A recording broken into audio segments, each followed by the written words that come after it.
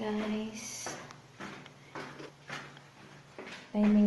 wala dito yung nanay namin. Magluluto pa ako ng tteokbokki para pang dinner namin ni ate.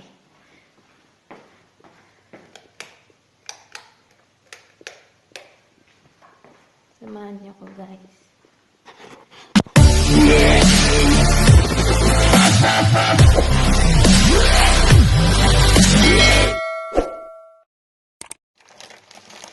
Ako ng tteokbokki, rice flour.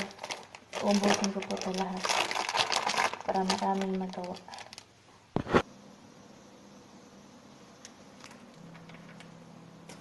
Ubusin ko lang ito lahat, guys.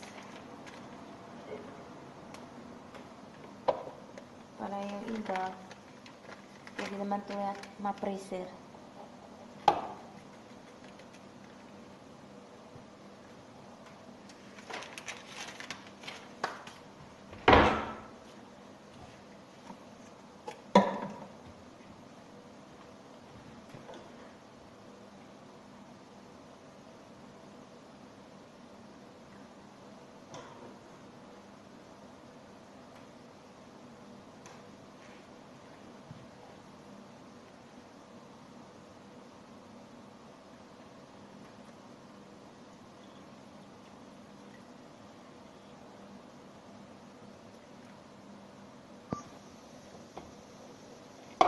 Guys,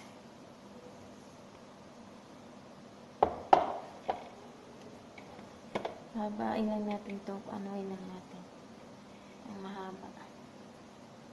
Ganyan din yan.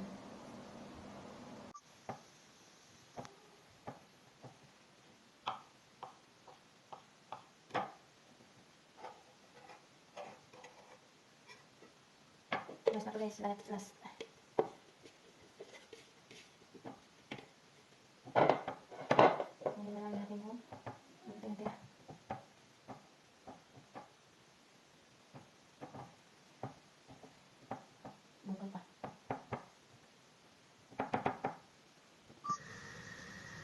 Yan na guys, ang nagawa ko sa 500 grams na rice flour.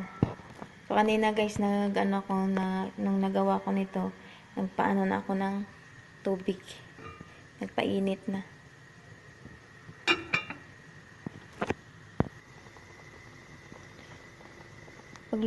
Pag lumutang na siya guys, luto na yan, sabi nila. Lumutang na to eh. Lumutang na yung isa.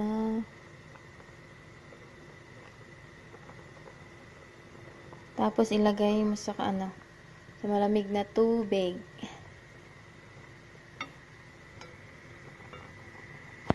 Hindi maanghang.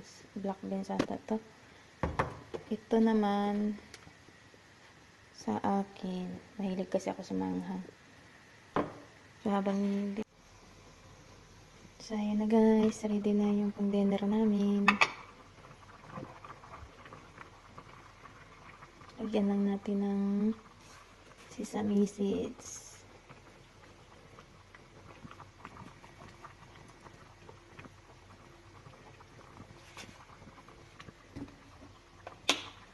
Ayan na.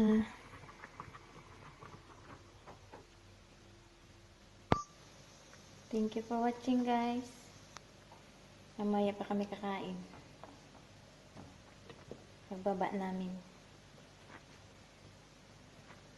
Thank you guys for watching my videos. Bye-bye.